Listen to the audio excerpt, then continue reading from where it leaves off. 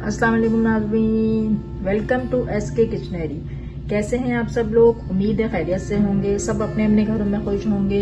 तो नाज़रीन, आज मैं आपके लिए लेके आई हूँ जबरदस्त सी मजेदार सी एक रेसिपी, पीच आइसक्रीम। और ये वो पीच हैं जो कि मैं फ्रूट फार्म गई थी, वहां से मैं ये पिक करके लेके आई हूँ पीचेस। तो उन्हीं पीचेस की आज मैं आपके साथ आइसक्रीम की रेसिपी शेयर कर रही हूँ। आइसक्रीम बनाने के लिए जो इंग्रेडिएंट्स हमें चाहिए वो मैं सबसे पहले आपके साथ शेयर करती हूँ।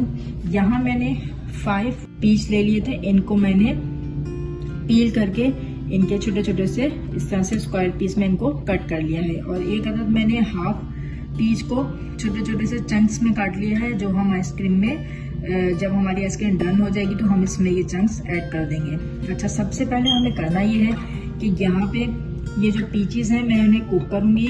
इसकी हम एक ग्रेवी सी रेडी करेंगे। ये 2 टेबल स्पून मैंने व्हाइट शुगर ले ली है और 2 टेबल स्पून ही मैंने कंडेंस मिल्क ले लिया है। तो चलिए रेसिपी स्टार्ट करते हैं। जी तो नाज़रीन, ये देखिए, ये भी हमें थोड़ी सी ही बीट करनी है। और ये देखिए, मैंने हाफ टिन जो है, ये हाफ छोटा टिन है, ये मैंने पूरा फुल लिया है। इसमें कंडेंस मिल्क डाल के हम इसे बीट करेंगे, थोड़ा थोड़ा डाल के हम इसे, ये समझिए, आप समझे कि ये पूरा हाफ कप है। छोटा वाला मेरे पास ये टिन है इसका कंडेंस मिल्क का, तो मैं ये पूरा डाल रही हूँ उसमें, क्योंकि 2 कप हैवी व्हिपिंग क्रीम में ये हाफ जो टिन है कंडेंस मिल्क का पूरा जाएगा।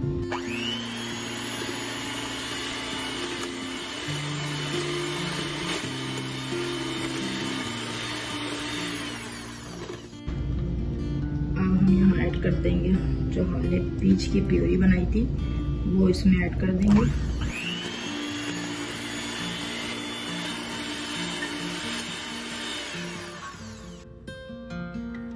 यहाँ पे मैं इसके, अगर आप चाहते हैं तेज कलर, तो उसके लिए मैं 4 ड्रॉप मैंने इसके कलर होता है फूड कलर, उसके यूज कर लिए हैं।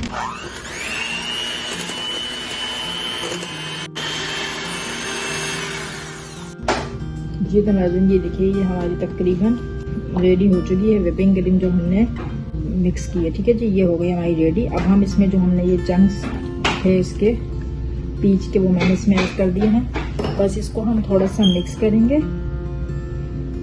मिक्स करने के बाद हम इसे ओवरनाइट रेफ्रिजरेटर में रख देंगे। तो ये हमारा कंटेनर आ गया है। इस कंटेनर में हम अपनी पीच आइसक्रीम डाल के ओवरनाइट हम इसे रख देंगे।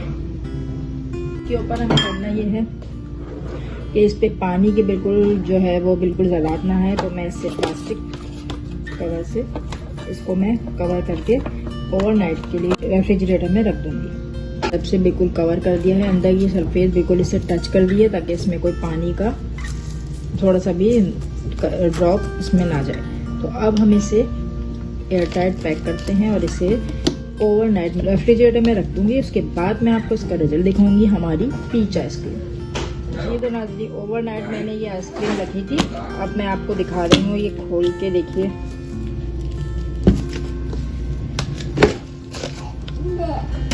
ये देखिए, बिल्कुल ज़बरदस्त सी ये बिल्कुल जमी हुई है, एक पानी भी नहीं आया इसके ऊपर।